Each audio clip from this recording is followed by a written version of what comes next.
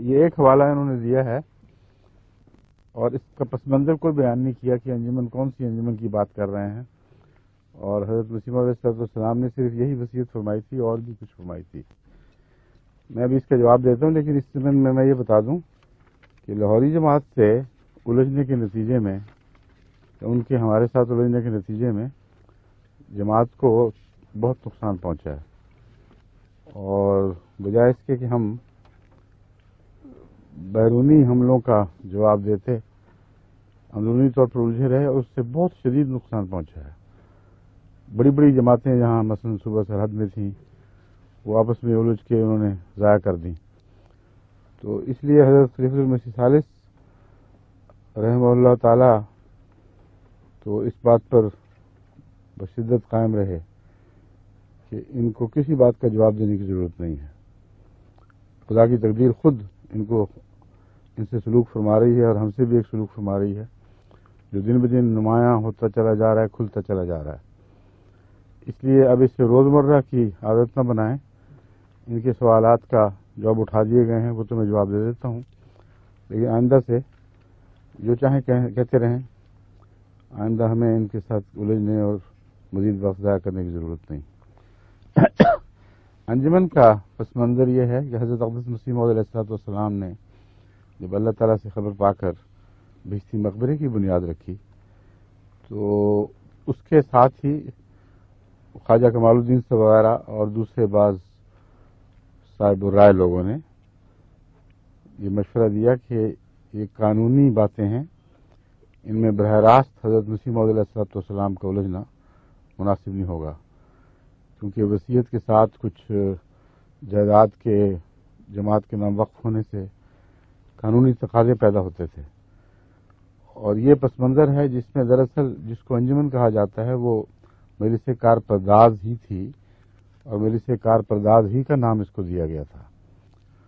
اس سلسلے میں حضرت مسیح موعود علیہ السلام نے جہاں یہ فرمایا کہ انجمن کی اکثریت کا فیصلہ واجب العمل ہوگا میرے بعد، وہاں یہ بھی فرمایا کہ حکیم نور الدین جو صدر ہیں ان کا ایک کا فیصلہ سب پر حاوی ہے، اور حضرت خلیفۃ المسیح اول ہی کو دراصل آپ نے حقیقت میں اپنا ایسا قابل اعتماد نمائندہ سمجھا کہ جن کی رائے پر آپ کو پوری کلیتاً اعتماد تھا، اور حالانکہ اس میں حضرت خلیفۃ المسیح ثانی جو بعد میں ہوئے اس انجمن میں وہ بھی شامل تھے، مگر نوعمری کی حالت تھی، تو سب کو باقی کو ایک ووٹ، اور حضرت خلیفۃ المسیح اول رضی اللہ تعالیٰ عنہ حکیم نور الدین صاحب کو ان سب پر حاوی قرار دے دیا۔ یہ پس منظر ہے۔ وہ فیصلے دراصل جن کی بات ہو رہی ہے ان کا اصل تعلق بہشتی مقبرے کے انتظام اور انصرام سے تھا۔ اس کے علاوہ بھی آپ نے کچھ باتیں فرمائی ہیں۔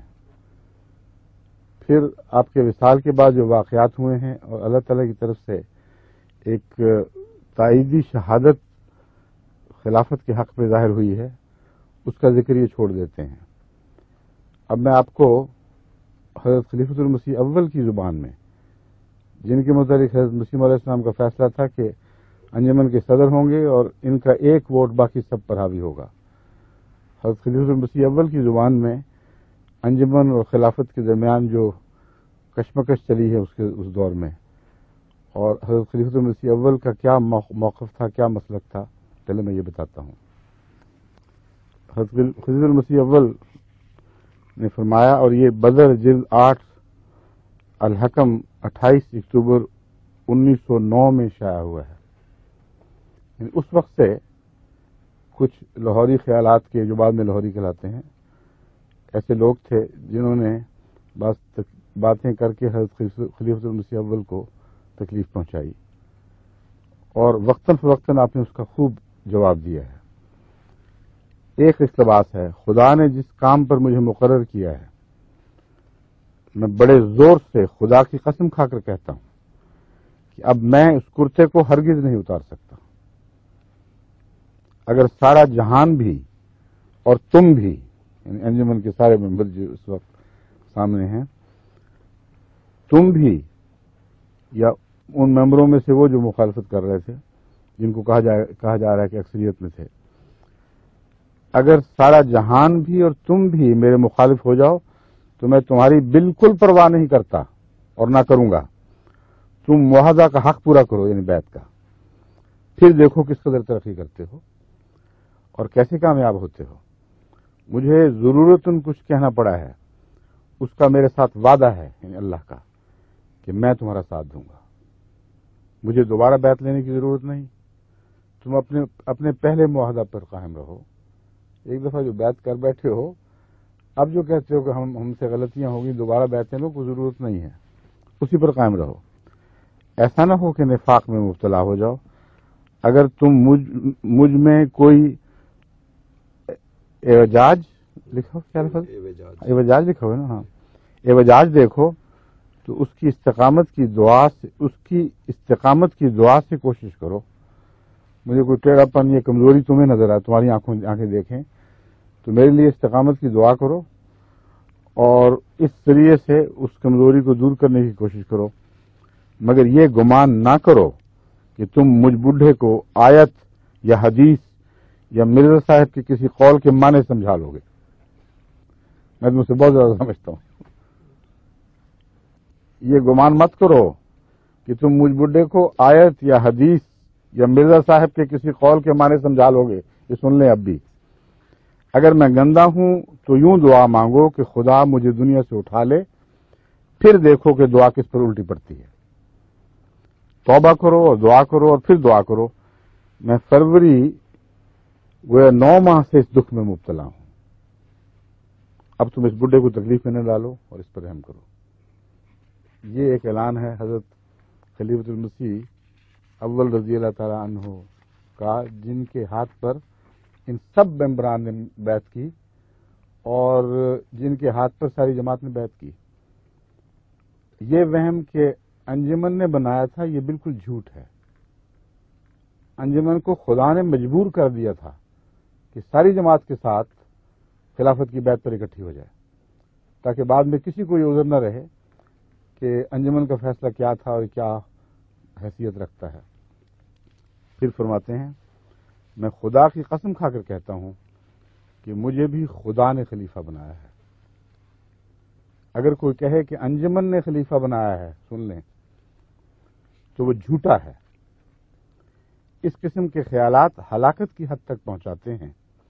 تم ان سے بچو. پھر سن لو کہ مجھے نہ کسی انسان نے نہ کسی انجمن نے خلیفہ بنایا، اور نہ میں کسی انجمن کو اس قابل سمجھتا ہوں جس کے ہاتھ میں ان کے نزدیک حضرت مسیح موعود علیہ الصلوۃ والسلام نے ساری جماعت کی زمام تھمائی تھی.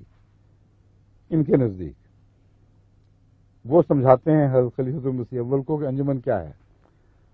آپ فرماتے ہیں مجھ سے بہتر تم نہیں سمجھتے. سن لو کہ مجھے نہ کسی انسان نے نہ کسی انجمن نے خلیفہ بنایا، اور نہ میں کسی انجمن کو اس قابل سمجھتا ہوں کہ وہ خلیفہ بنائے.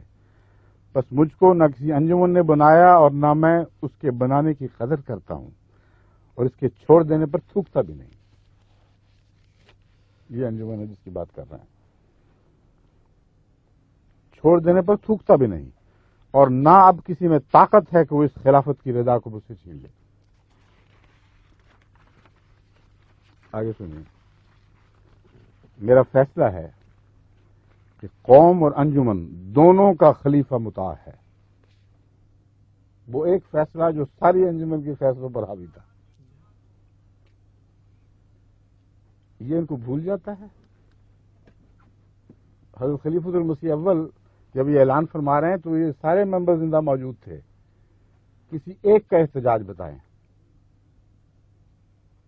بس سر تسلیم خم کر کے وہ سارے مستقلاً اس فیصلے کے حصے دار بن گئے.